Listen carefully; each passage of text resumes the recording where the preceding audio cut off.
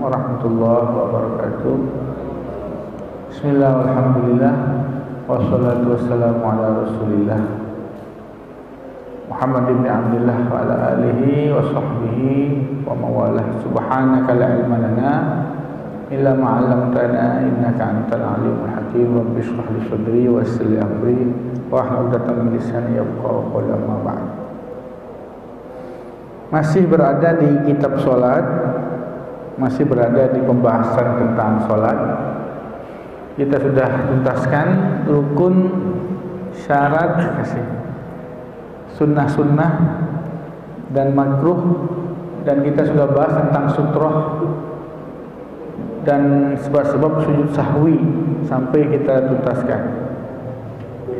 Insyaallah kita bahas pada subuh ini dua materi, yaitu sujud tilawah dan juga dengan sujud syukur. Dalam mazhab Imam Syafi'i, sujud tilawah dan sujud syukur disebutnya adalah nahwis shalah, sesuatu yang sama dengan sholat. Khusus sujud tilawah itu disunahkan di dalam sholat dan di luar sholat. Tapi kalau sujud syukur itu disunahkan di luar sholat. Kita bahas yang pertama dulu, sujud tilawah atau sujud sajadah dulu. Dari hadis riwayat Bukhari Muslim an Ibnu Umar radhiyallahu anhu anna Rasulullah SAW kana yaqra'ul Qur'an fa yaqra'u surah fi sajadah wa yasjudu wa nasjudu ma'ahu hatta ma yajidu ba'duna mawdi'an li makani jabhatihi. Dari Abdullah bin Umar, dia mengatakan Nabi SAW membaca Al-Quran sampai ketemu dengan ayat sajadah. Kemudian beliau sujud dan kami juga ikut sujud bersamanya. Ada 14 tempat dalam Al-Quran tentang sajadah di beberapa surat, cuma tidak ada di Al-Baqarah, tidak ada di Al-Imran. Dia ada di beberapa surat, di antara surat Al-A'raf, kemudian surat Maryam, surat banyak itu Pak, beberapa surat Ar-Ra'd, An-Nahl. Juga di juz amma ada dua surat, yaitu di Al-Insyiqaq, idza sama syaqqat, sama di Al-Alaq, Iqra bismi rabbikal ladzi khalaq. Dari 14 tempat sujud itu dalam mazhab Imam Syafi'i semuanya disunahkan untuk sujud ketika sampai di ayat itu, kecuali surat Shad. Surat Shad itu ada sajdahnya, tapi itu dalam mazhab Imam Syafi'i bukan sujud tilawah tapi sujud syukur. Sehingga kalau kita membaca surat Shad dalam keadaan lagi sholat, jangan sujud tilawah. Kalau kita sujud tilawah di surat Shad, maka batal sholatnya. Tapi kalau di surat yang lain sunnah, di As-Sajadah, di Ar-Ra'd, di Maryam, di Al-Alaq, Al-A'raf, itu disunahkan. Khusus untuk surat Shad, jangan sujud tilawah dalam keadaan sholat. Tapi kalau di luar sholat kita bisa lakukan, tapi sujudnya niatnya adalah sujud syukur, bukan sujud tilawah. Tapi kalau 14 yang lainnya niatnya adalah sujud tilawah. Yusannu sujudu tilawati lil qari wal mustami' wasami. Pertama, disunahkan sujud tilawah untuk tiga orang. Yang pertama yang membaca Al-Quran, yang kedua yang mustami'. Mustami' ini yang nyimak, yang ketiga yang sami' ini yang mendengar. Tiga ya Pak. Disunahkan sujud tilawah bagi pembacanya, penyimaknya, dan yang mendengar. Bedanya antara nyimak sama dengar itu Kalau nyimak itu dia ikut baca, dia ikut melihat. Dia ikut melihat, itu namanya nyimak. Kalau mendengar tidak, dia lagi duduk, enggak lihat ada orang yang baca, didengar, sujud, disunahkan juga untuk sujud. Ya kalau nyimak, contohnya gini lah Pak, saya tadarusan berdua, ganti-gantian. Nah, ketika saya baca, yang satu nyimak. Ketika saya sampai di ayat sajadah, saya sunnah sujud sajadah, yang nyimak juga sunnah sujud sajadah. Tapi ada orang ketiga, dia enggak ikut tadarus, dia nyender aja di tiang sambil dengerin. Nah, itu pun disunnahkan untuk melakukan sujud tilawah. Tetapi kapan sujud tilawah menjadi wajib? Sujud tilawah menjadi wajib kalau bagi makmum yang imamnya membaca as-sajadah dan imamnya sujud tilawah. Misalnya biasa kita lakukan di subuh hari Jumat, baca alif lam mim sajadah, imamnya sujud sajadah, makmumnya wajib juga ikut sujud sajadah. Tapi kalau imamnya baca sajadah enggak sujud sajadah sampai di ayat misalnya wahum la yastakbirun, imamnya tidak sujud, tetap aja tatajafa junubuhum anil madaji, makmum juga jangan sujud sajadah kalau imamnya tidak sujud sajadah, karena mengikuti imam lebih utama daripada kita sajadah. Jangan mufarokoh, jangan imam enggak sajadah, saya sendiri sajadah, jangan, itu bisa batal sholatnya. Kemudian kita sajadah di dalam sholat mungkin sudah biasa. Ini kita bicara kalau sajadah di luar sholat, sujud tilawah atau sujud sajadah di luar sholat.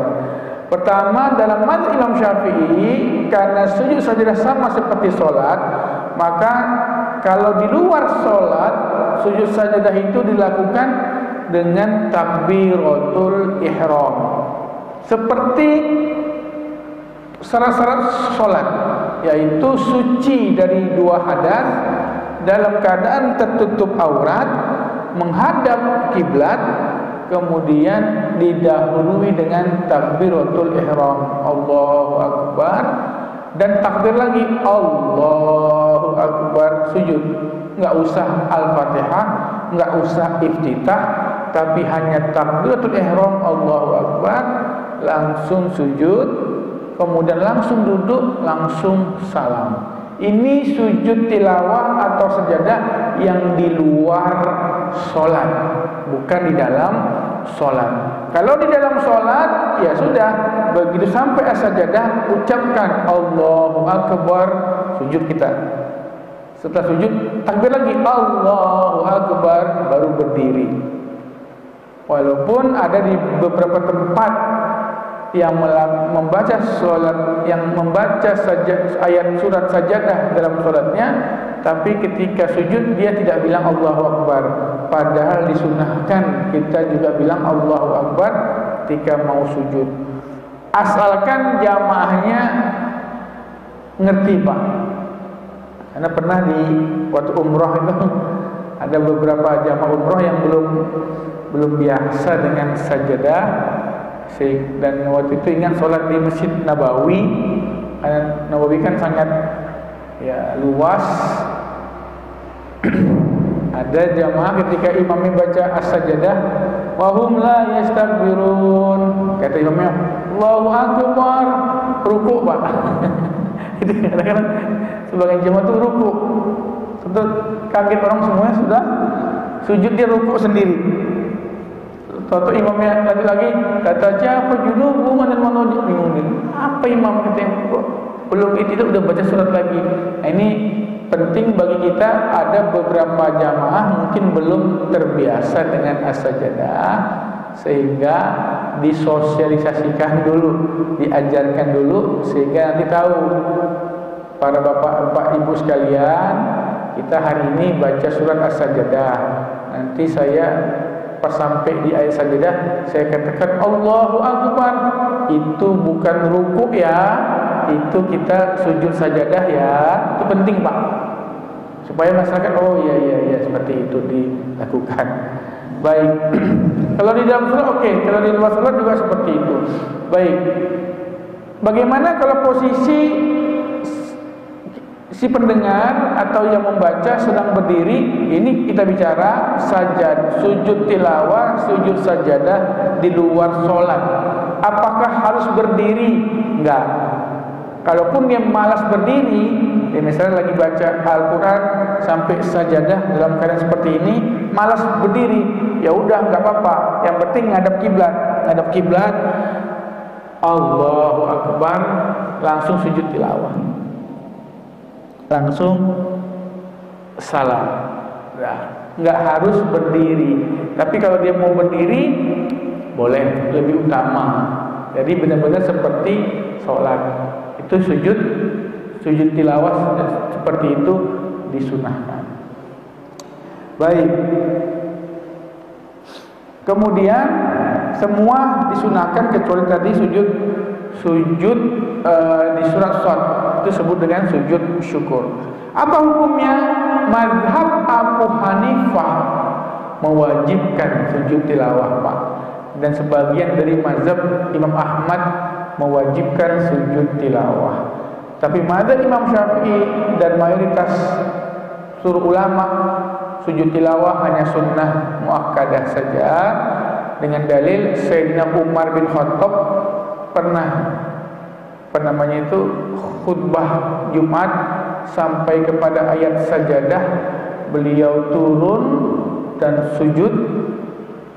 Jumat depannya beliau khutbah, kemudian baca ayat sajadah, beliau tidak turun dan tidak sujud tilawah. Beliau katakan, Jumat kemarin saya turun dan sujud sajadah, pada saat ini saya tidak sujud sajadah, untuk menjelaskan kepada kalian semua bahwa sujud sajadah itu hukumnya adalah bukan wajib tapi tatawuan. Tapi kalau Imam Abu Hanifah nggak terima Pak riwayat itu, karena di Al-Quran Allah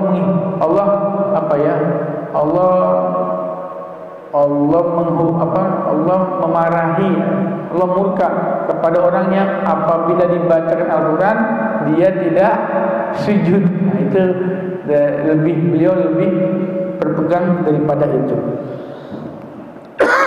Kemudian bagi kita yang sujud tilawah di luar sholat, dimakruhkan kalau sujud tilawah itu di waktu karohah. Waktu karohah itu ya habis asar atau habis subuh atau menjelang maghrib. Bagi kita yang baca Al-Quran sehabis subuh atau sehabis asar atau menjelang maghrib, lalu ketemu ayat sajadah, dianjurkan malah tidak usah sujud tilawah, tidak usah sujud sajadah, karena itu waktu yang dimakruhkan untuk kita lakukan sholat sunnah mutlak, sama juga dengan sujud tilawahnya. Baik, kalau kita lakukan ya sah, tapi hukumnya adalah dimakruhkan. Apa yang kita baca banyak sekali riwayatnya, ada yang mengatakan subhana rabbil a'la, seperti biasa kita sujud sholat. Tapi riwayat dari Sayyidatuna Aisyah yang kita baca adalah sajada wajhi lilladzi khalaqahu wa sawwarahu wa syaqqa sam'ahu wa basarahu fa tabarakallahu ahsanul khaliqin. Atau kita baca subhanallah walhamdulillah la ilaha illallah wallahu akbar, juga disunahkan. Itu sujud tilawah atau sujud sajadah. Yang berikutnya sujud syukur. Sujud syukur juga dalam mazhab Imam Syafi'i disebut nahwis shalah, disebut sesuatu yang mirip atau sama dengan sholat, sehingga syarat pada sujud syukur sama pada syarat sholat. Harus suci dari 2 hadas, harus menutup aurat, harus menghadap kiblat. Kalau orang sujud syukur main sujud saja, enggak menghadap kiblat atau tidak dalam keadaan berwudu, nah atau dalam keadaan tidak mau nutup aurat, maka sujud syukurnya tidak sah, bahkan dianggap dosa. Sebagian ulama menganggapnya berdosa. Kalau kita sujud dalam keadaan terbuka aurat, banyak ulama menganggapnya itu dosa. Kenapa? Karena nggak boleh main-main. Karena sujud syukur itu sama seperti sholat, jadi nggak usah main-main. Ini yang terjadi heboh beberapa hari lalu. Arab Saudi habis nyetak gol, habis mencetak gol, dia sujud di lapangan.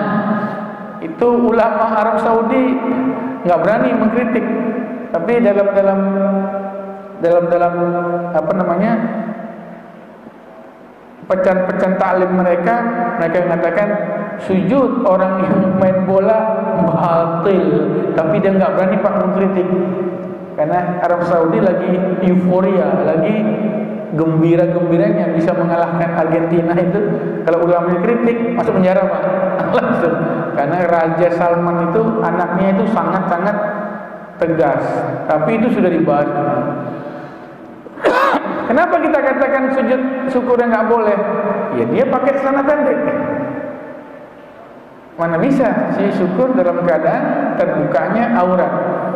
Yang kedua, dia punya wudhu nggak itu? Oke lah punya wudhu. Tuh tahu nggak kiblatnya di mana? Kan nggak tahu, nggak nyari kiblat. Makanya Pak, banyak sujud syukur itu dilakukan dengan alasan dulu.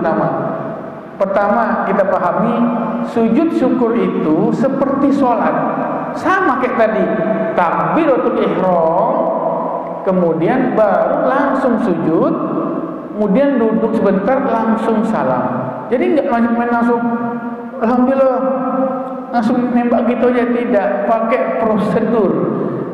Karena di mazhab Imam Syafi'i sujud syukur itu sama seperti sujud tilawah. Jadi prosedurnya sama dengan sholat semuanya. Didahului dengan takbiratul ihram, tidak ada al-fatihah, tidak ada ruku', tidak ada i'tidal, tapi didahului dengan takbiratul ihram, lalu sujud, kemudian duduk sebentar, tidak pakai tahiyat, lalu salam. Dan berlaku suci dari hadas, tidak sedang kena najis, dan menghadap kiblat, juga menutup aurat. Yang kedua, sebabnya dulu Pak, tidak semua hal kita itu sujud syukur. Ada dua hal, ini disepakati seluruh ulama, mau mazhab mana saja, mau aliran mana saja, karena itu hadisnya jelas dari Nabi Shallallahu Alaihi Wasallam. Yang pertama adalah indah hujubin nikmah. Satu, penyebab sujud syukur adalah indah hujubin nikmah. Ketika seseorang mendapatkan nikmat yang baru, bukan nikmat yang berkelanjutan. Kayak kita misalnya nikmat sehat, nggak usah syukur. Gaji tanggal 1 masuk, nggak usah syukur Pak, karena itu memang sudah biasa, itu memang sudah rutinitas. Nikmat yang sifatnya rutinitas nggak usah syukur. Ini hujum, nikmat yang nggak kita bayangkan, nikmat yang kita rencanakan, tapi kita bukan yang rutin sifatnya. Ini hujum nikmah, baru kita disunahkan untuk sujud syukur. Kalau nikmatnya itu ada beberapa ajaran, tiap hari kita sujud syukur. Kenapa? Karena setiap hari kita ditakdirkan oleh Allah beriman. Itu nikmat baru. Enggak, itu kalau kita nikmat beriman itu bukan nikmat yang datang mendadak atau apa. Itu disunahkan.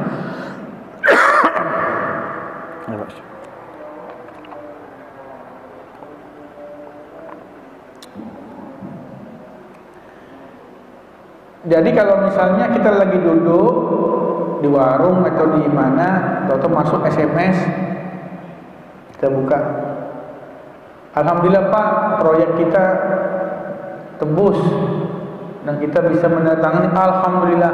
Jangan langsung yang sujud aja Pak, cari kiblat dulu, terus kita itu berwudu dulu, kemudian pastikan mana kiblatnya, kita berwudu tidak ada bayang dari najis, baru kita takbir Allahu Akbar, langsung sujud syukur, duduk langsung salam. Itu seperti itu, tidak langsung kita melakukan seperti itu. Apalagi kadang-kadang gol itu jadi debat, Pak. Kenapa sujud syukurnya tidak sah? Karena pakai aurat apa? Karena lututnya aurat, dan aurat itu kan tidak sah pasti sujud syukurnya. Tapi kalau seandainya nanti di ruang ganti dia pakai sarung lalu dia sujud syukur, apakah gol itu termasuk nikmat? Kan seperti itu. Dan katakan enggak, itu bukan nikmat. Ya itu mengalahkan Argentina. Enggak. Justru gara-gara bola itulah bangsa Saudi ini dilupakan, dilalaikan dengan bola itu. Rakyat yang dimanjakan. Dan itu juga pembuang debat lah, makin banyak lah seperti itu. Yang jelas yang ingin kita katakan, sujud syukur itu benar-benar kita serius, Pak. Bukan hanya hal-hal yang remeh-temeh. Benar-benar yakin ini memang ibadah, ini memang sunnah. Nikmat itu diridhoi oleh Allah.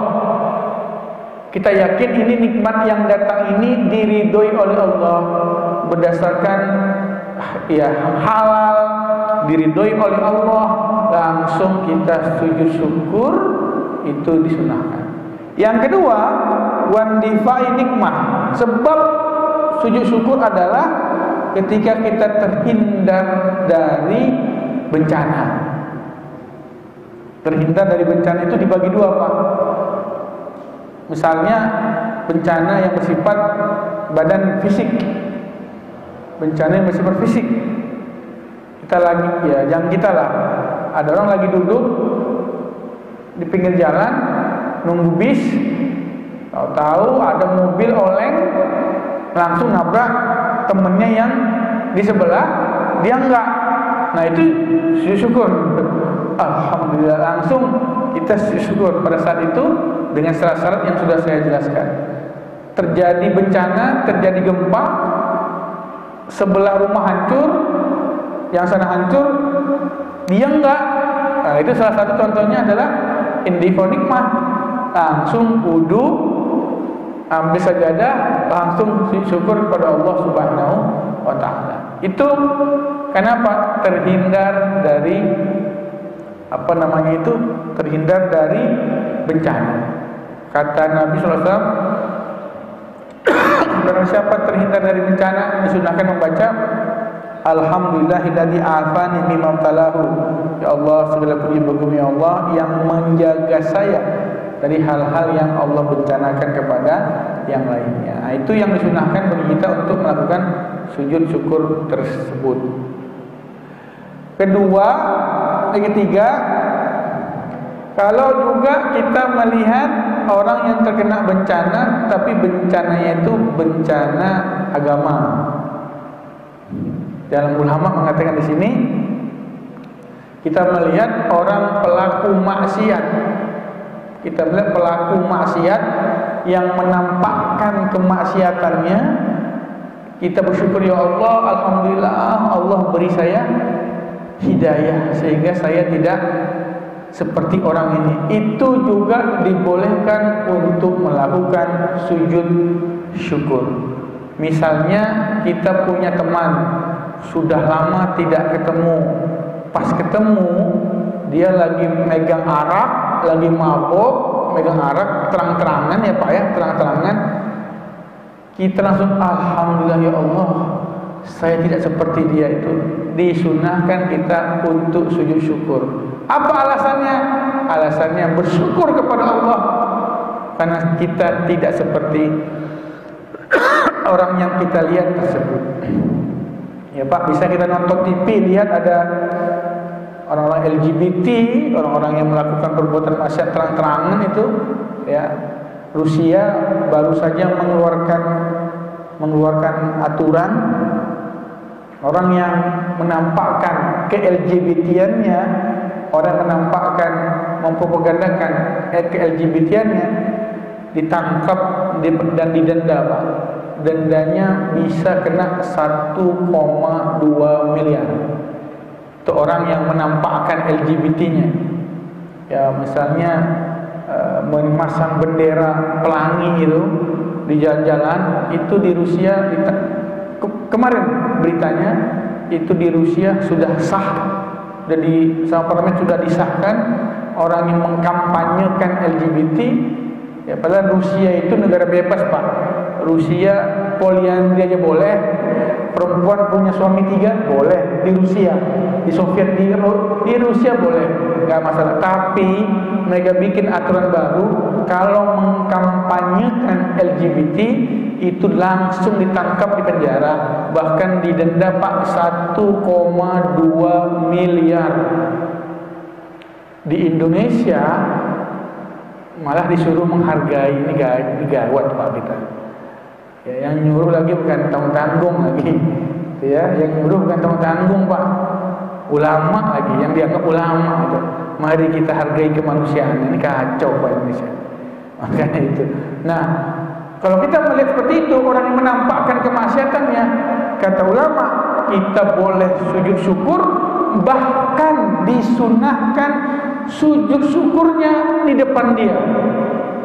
Di depan dia Pak, kita sunnah untuk sujud syukur. Jadi kalau ada orang LGBT terang-terangan mengkampanyekan, atau orang-orang minum, arak, mabuk, kita ambil sajadah, kita wudhu, tutup aurat jelas, kita ambil kiblat, taruh sajadah depan muka dia, kita sujud syukur. Disunahkan. Kalau dia marah, kenapa kau sujud syukur? Alhamdulillah aku enggak seperti engkau. Disunahkan Pak. Itu untuk apa? Untuk orang yang membanggakan dengan dosanya, kita ejek lagi dia dengan seperti itu.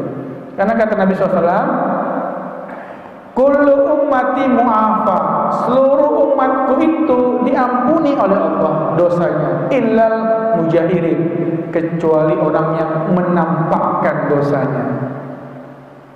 Menampakkan dosanya itu dia bangga Pak dengan dosanya, bahkan dia mengkampanyekan dosanya. Yang seperti ini sunnah bagi kita untuk sujud syukur di depan wajahnya, untuk supaya mengingatkan dia dan bilang, ya Allah, alhamdulillah Allah, kau beri aku hidayah enggak kayak orang ini. Gitu-gitu kan juga. Sekalian itu sunnah kita lakukan. Tapi kalau orang yang terkena musibah, jangan. Misalnya kita berdua sama teman lagi nunggu keputusan apa gitu, entah lulus entah apa, atau masuk, kita lulus, dia nggak lulus, langsung kita sujud depan dia, alhamdulillah saya lulus. Jangan, itu akan menyakitkan hati dia. Masa kita datang ke Cianjur Pak, orang kena musibah, kita sujud syukur gitu? Enggak boleh. Itu kan Pak, itu jangan. Orang yang terkena musibah, atau orang kita lagi jalan di jalanan misalnya, di tengah jalan ada yang kecelakaan, lalu dia dipinggirkan badannya, terduduk gitu di pinggir jalan, kita langsung berhenti, langsung kita sujud syukur depan dia. Jangan Pak, itu akan menyinggung perasaannya. Cari rest area, kita sujud syukur di situ. Misalnya kadang-kadang gitu Pak, kontainer, ya kan, ini kita soalnya tahu ada yang nyalip, jatuh, itu kan sering itu Pak, sering kejadian seperti itu. Kontainer bawa besi, bawa ya alat-alat berat, kita di sini, tahu dia nyalip, begitu nyalip, ini jatuh, mati dia, meninggal dia. Itu yang syukur depan dia. Jangan, kita lari cari tempat yang lain, kita syukur pada Allah Subhanahu Wa Taala. Maka diharamkan sujud syukur di depan orang yang terkena musibah, karena itu akan menyakiti hatinya. Oke, kita baru-baru ini saudara-saudara kita di Cianjur kena musibah itu. Nah itu saya sedih Pak, kadang-kadang kita nggak ada etika gitu. Di grup nih sedang diposting korban-korban gempa Cianjur meninggal sekian. Anak yang masih kecil ketemu dalam keadaan berdebu sudah meninggal. Rumah-rumah hancur, ada ibu-ibu berdarah-darah. Ini lagi di grup lagi bahas itu. Nggak sampai 10 menit, tahu-tahu ada yang posting, bencana adalah karena perbuatan maksiat. Nah, itu kan nggak pantas Pak itu. Ya, ini bencana adalah karena perbuatan maksiat kita. kita melalaikan ibadah Allah, atau ini adalah akibat kristenisasi, ya kan? Aduh, kita tuh melihat seperti itu, la haula wala quwwata, kan kasihan Pak. Kalau seandainya di grup itu ada yang kerabatnya meninggal di sana, itu kan rasanya kan menyakitkan hati. Kita percaya Pak, kita percaya bahwa Allah akan menimpakan azab bagi pelaku manusia, bagi manusia. Kita percaya Allah membuat kehancuran di bumi ini akibat perbuatan tangan manusia. Kita percaya, itu di surat Ar-Rum banyak ayatnya. Tapi kita nggak boleh memvonis suatu daerah itu terkena karena perbuatan maksiat.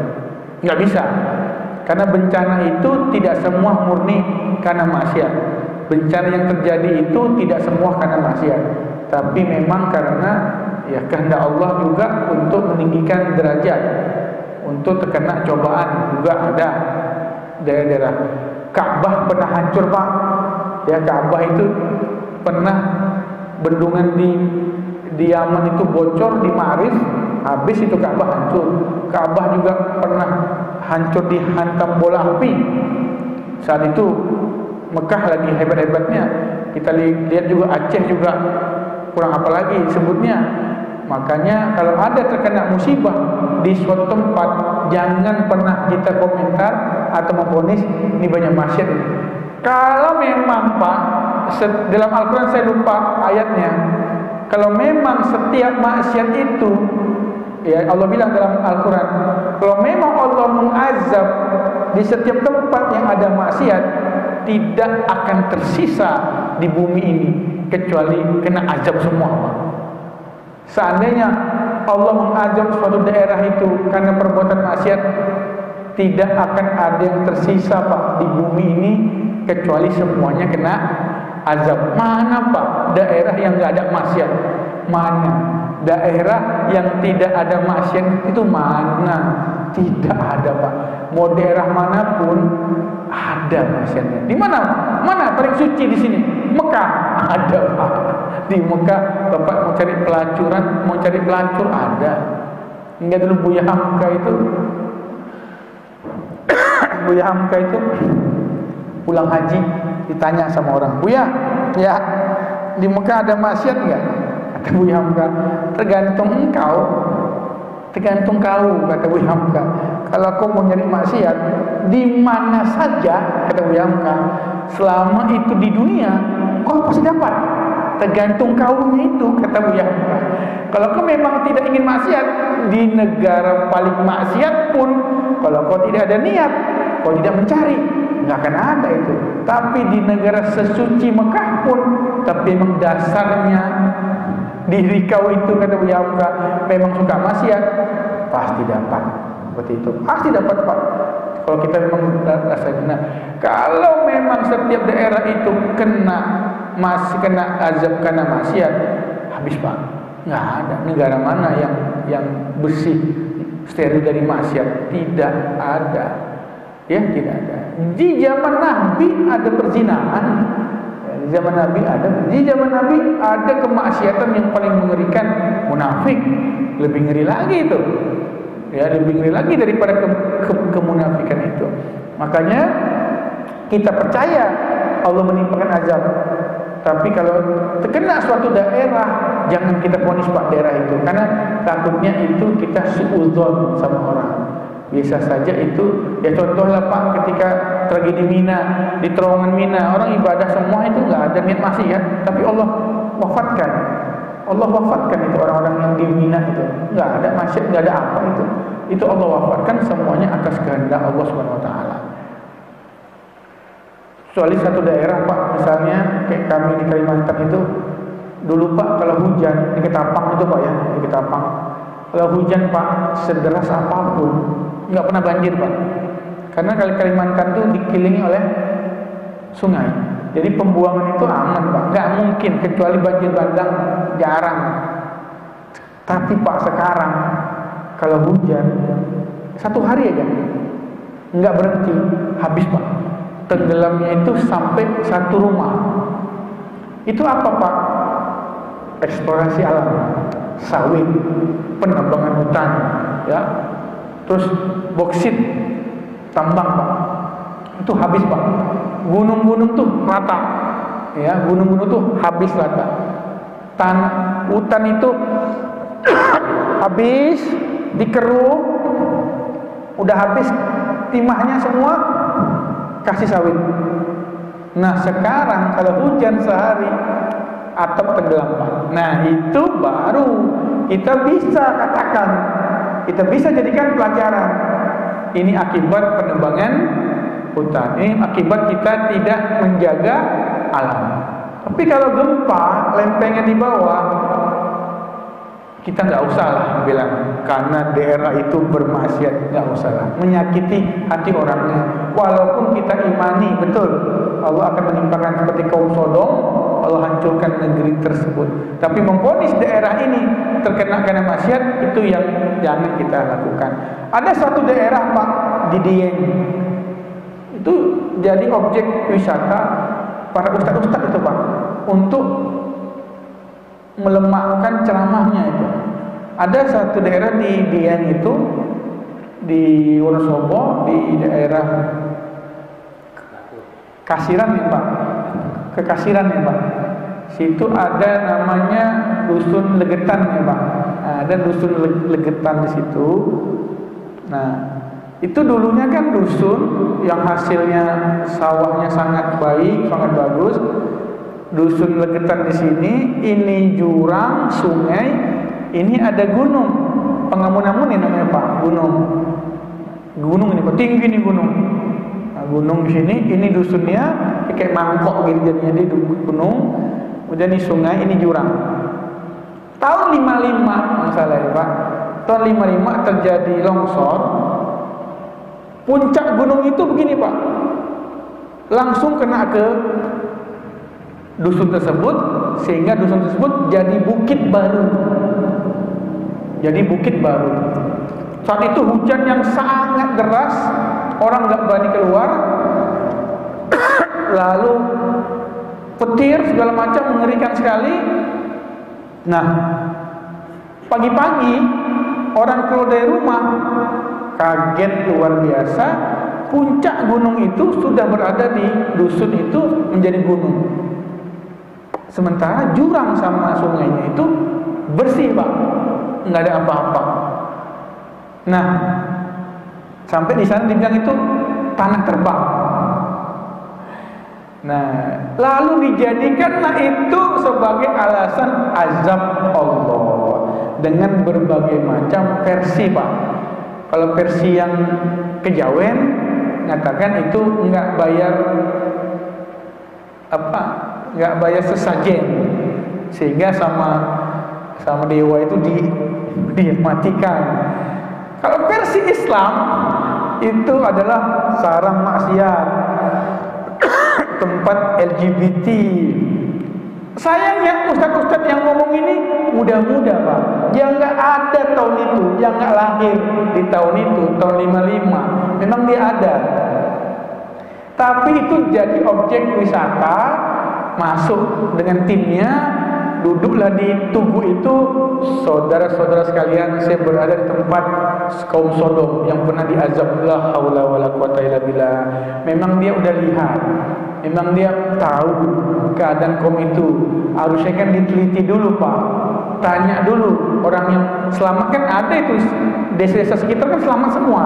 Ditanya coba bagaimana penduduk Legetan, apa benar mereka itu kaum sodomi, apa benar mereka itu ahli maksiat, judi, mabuk. Itu perlu Pak ditanya itu, jangan langsung menghukumi.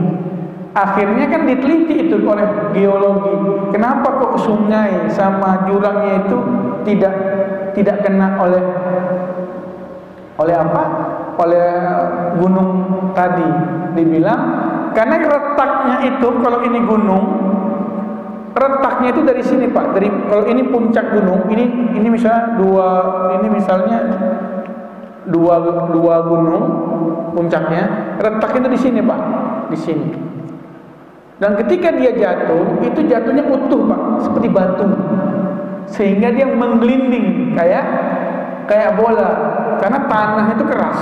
Jadi bukan jatuhnya itu kayak pasir longsor gitu, enggak, tapi jatuhnya itu satu kesatuan ini dar gitu Pak. Itu jatuhnya tuh modelnya seperti itu. Kemudian ada saksi yang ditanya waktu itu, bagaimana penduduk di sana? Apakah memang sarangnya sodomi? Enggak, katanya. Tidak ada Pak. 55 ada masjid banyak di situ. Ada rajin sholawatan, ada yang rajin berjanjian bahkan di situ. Nah, makanya kalaupun kita anggap di situ banyak maksiat misalnya, jangan dulu kita hukumi. Kan kasihan Pak, 350 orang meninggal, lalu kita bilang ini negeri Sodom. Berarti kan hancur semua itu nggak boleh itu Pak. Kadang-kadang saya bilang, aduh, itu kan nggak boleh. Membuat seperti itu. Bagaimana orang-orang yang garis keturunannya dari situ. Jadi seandainya pun kita melihat tanah itu di depan mata kita jatuh, kita bilang wallahu a'lam bishawab, hanya Allah yang tahu apa penyebabnya. Tapi kita tetap meyakini memang bahwa kemaksiatan itu bisa mengundang yang namanya bencana. Ya wattaqu fitnatal la tusibanna alladziina dzalamu minkum khassah. Takutlah kepada azab yang tidak hanya terkena kepada orang yang zalim saja. Di Al-Qur'an Allah katakan, di antaranya orang-orang Yahudi yang Allah azab itu karena mereka taat tapi mereka tidak beramar ma'ruf, tidak bernahi munkar, maka amal azab, semuanya itu terkena oleh azab. Baik Pak, itu tentang dua syukur. Terakhir tentang sunnah terakhir ya. Berikutnya kita nanti masuk ke keluar bab sholat, bab jenazah. Terakhir adalah sunnah yang sering dilakukan oleh masyarakat seusai sholat, dan dia bukan termasuk daripada sunnah sholat, tapi merupakan kebiasaan yang dilakukan masyarakat, yaitu bersalaman seusai sholat. Bagaimana hukumnya?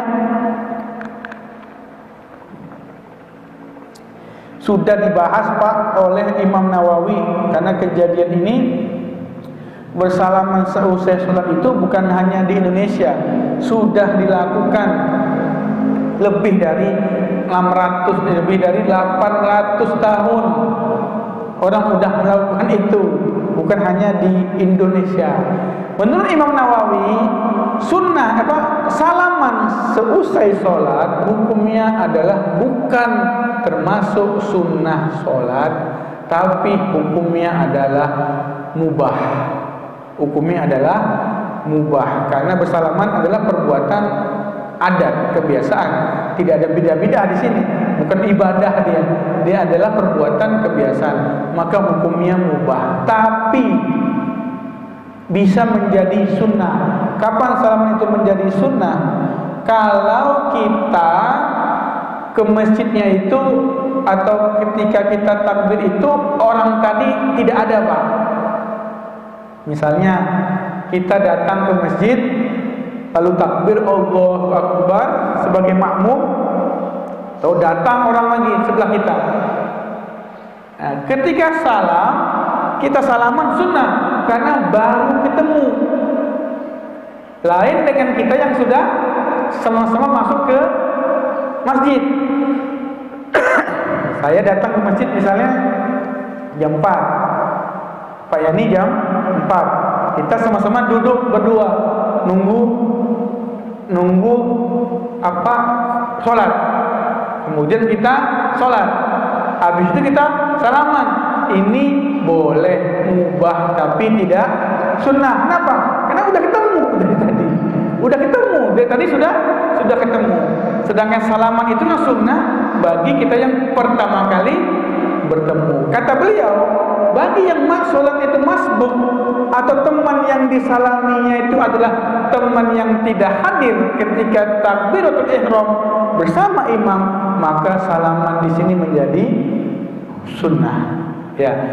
Lalu sebagian ulama juga mengatakan bisa mendekati wajib salaman itu. Kapan? Ketika orang sudah menyodorkan tangan. Kita salam, menyodorkan Pak. Kita bilang nggak sunnah. Nah, itu bahaya Pak. Itu namanya menyakiti hati orang. Maka kata ulama, kalau orang udah nyodorkan tangannya maka saat itu genggam tangannya untuk dijabri khatiri, untuk mengenakan hatinya supaya tidak ada syikok perpecahan di antara kaum muslimin. Ya, siapa itu?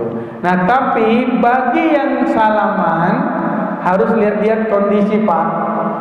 Pertama, bagi kita yang tahu ini orang nggak mau salaman, kan menganggap salaman itu tidak sunnah, nggak usah ajak, Pak, diam saja, udah biarin. Yang kedua, kalau dia sedang doa,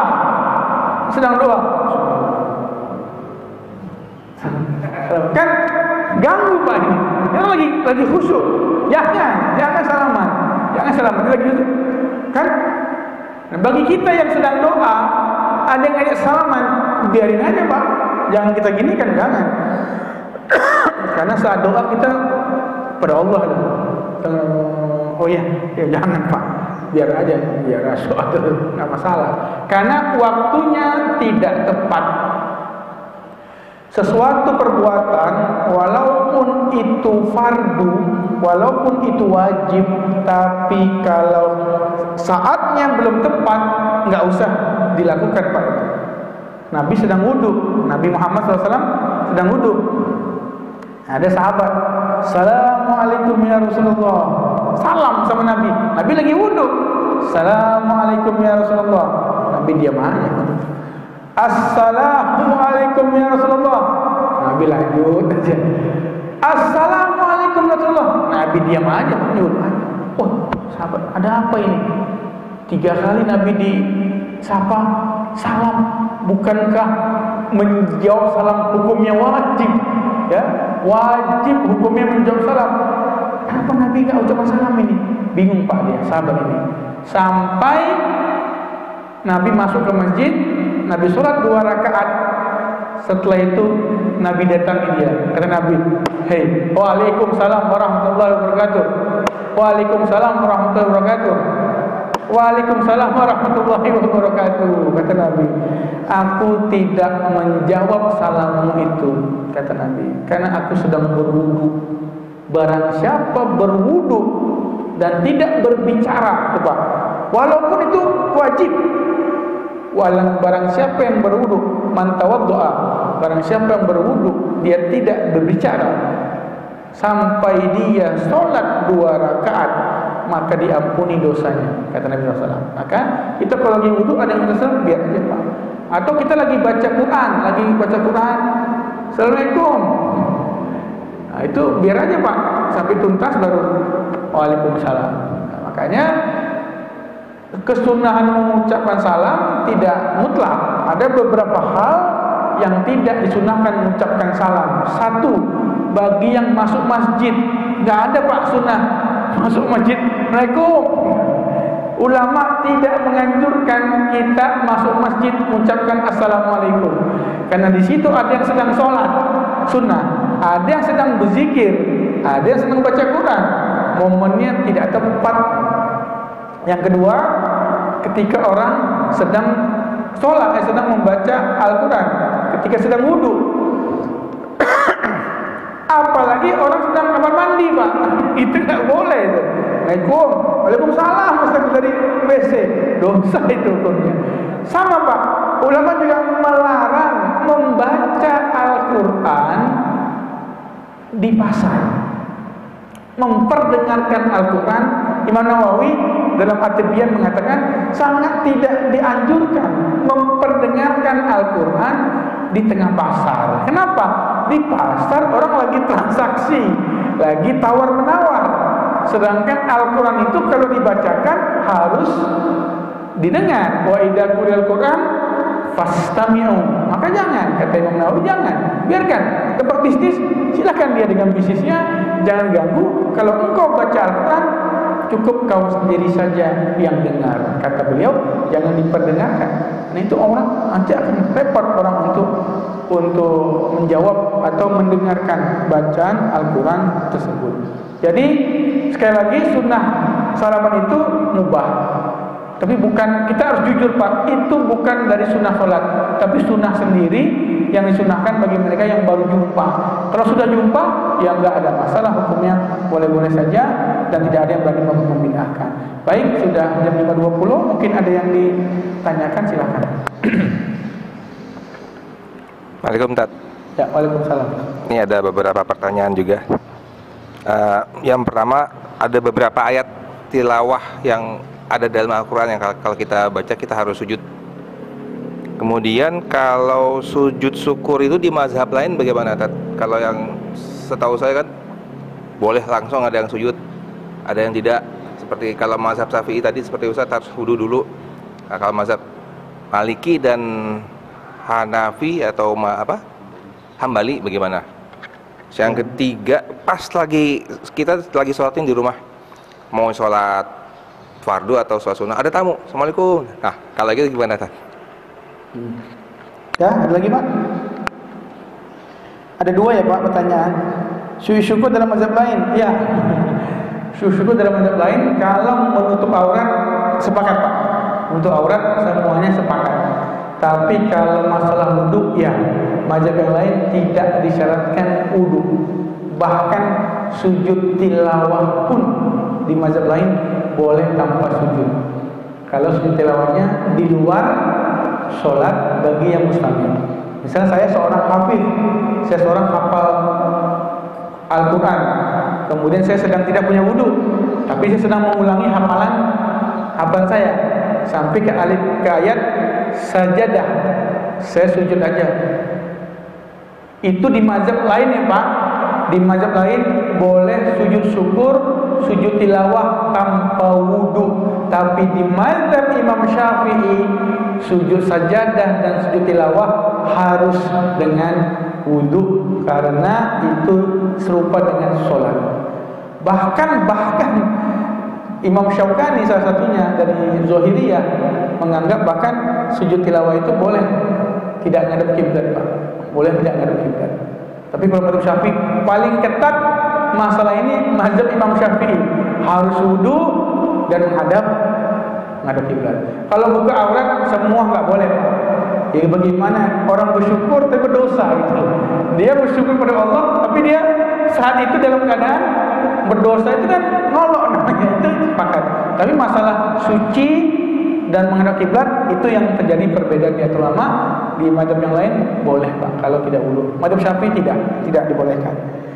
Sholat sunnah, ada tamu yang saya tahu, kalau kita sedang sholat, pertama kalau itu sholat fardu tidak boleh Pak keluar dari sholat dengan alasan apapun, kecuali itu sangat-sangat penting, membahayakan nyawa atau jiwa, baru kita boleh keluar. Itu pun dibolehkan keluar sambil tetap sholat. Saya sholat zuhur, misalnya saya taruh dompet saya di bawah, Allahu Akbar, sholat zuhur ya Pak, fardu, dicolok. Boleh saya kejar tapi sambil apa Pak? Sambil sholat, boleh. Itu dikiaskan dengan sholat sambil perang. Kan Nabi kan sholat sambil perang, boleh. Saking jangan keluar dari sholat. Tapi kalau kita kira-kira ragu, bingung, ya udah keluar aja dari sholat, nanti kita sholat lagi, gitu Pak. Nah, kalau panggilan orang tua ini penting. Yang dibahas di fikih itu, kalau yang manggil itu orang tua. Kita lagi sholat, Allahu Akbar, orang tua kita manggil kita. Nah, pertama yang kita lakukan adalah kita keraskan Pak suara kita. Bismillahirrahmanirrahim, kita keraskan supaya orang tua kita tahu kita itu sedang sholat. Allahu Akbar, sami Allahu liman hamidah. Kita keraskan supaya orang tua kita itu tahu kita sholat. Tapi kalau nggak bisa lagi, ya udah nggak apa-apa. Tetap kita tidak keluar sholat, lanjutkan sholat fardu kita, walaupun nanti akhirnya orang tua itu marah, nggak ada masalah.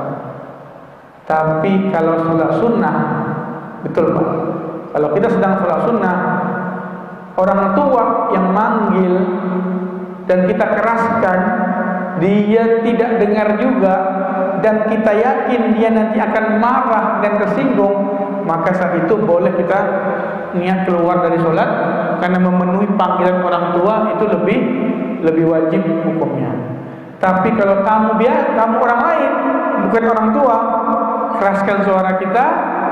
Kalau dia nggak dengar, tetap aja Pak, kita lanjutkan sholat kita, baru nanti kita datangi. Itu yang bisa saya jelaskan.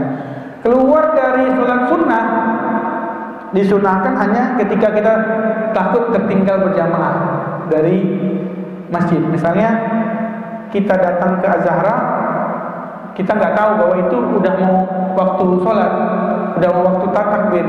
Kita baru takbir Allahu Akbar, komat langsung. Wah, kita bisa tertinggal. Kalau kita yakin, saya bisa nih selesaikan 2 rakaat sebelum imam ruku misalnya, selesaikan dulu. Kalau kita nggak yakin, ya udah langsung aja dibubarkannya udah. Tapi niat dulu Pak ya, niat dalam hati kita keluar dari sholat. Yang kedua, kalau kita masuk ke Zahra, kita lihat orang udah sholat berjamaah semua, lalu kita pun akhirnya sholat subuh, Allahu Akbar, baru ada jamaah baru, ada orang bikin sholat berjamaah baru, langsung ini sholat bisa kita rubah jadi sholat sunnah biasa, kita cepatkan, langsung kita ikut sholat berjamaah. Nah, itu Pak yang bisa kadang-kadang. Baik, lanjut. Ada yang tanyakan lagi? Yang tadi yang jumlah ayat sajadah ada berapa? Pertanyaan pertama tadi. Ada 14. Ada 14.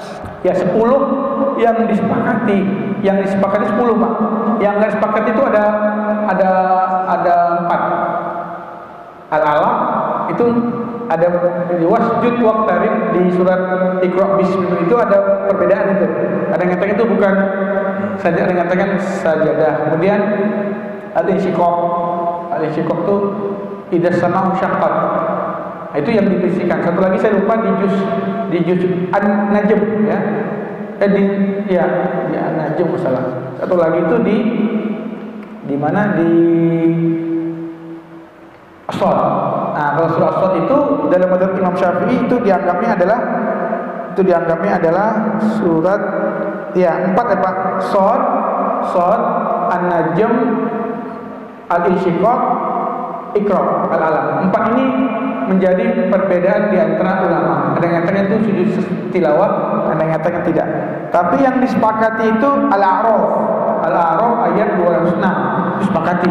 Itu ulama semua sepakat. Itu ayat tilawah, itu sujud tilawah. Ar-Ra'd ayat 15 itu sepakat, semua qira itu ayat sajadah. Kemudian An-Nahl ayat 49 ya ke-50 itu juga sepakat.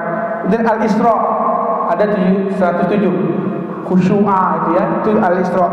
Surat Maryam Bukiyah, nah itu juga termasuk disepakati itu ayat.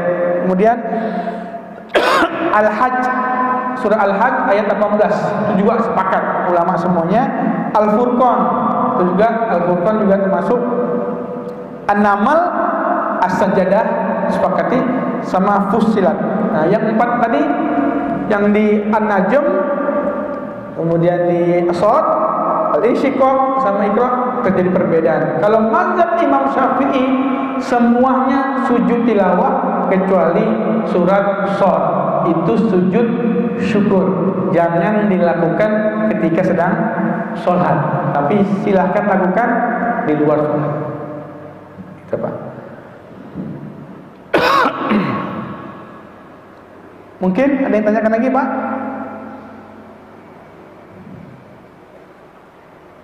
Baik, tidak ada.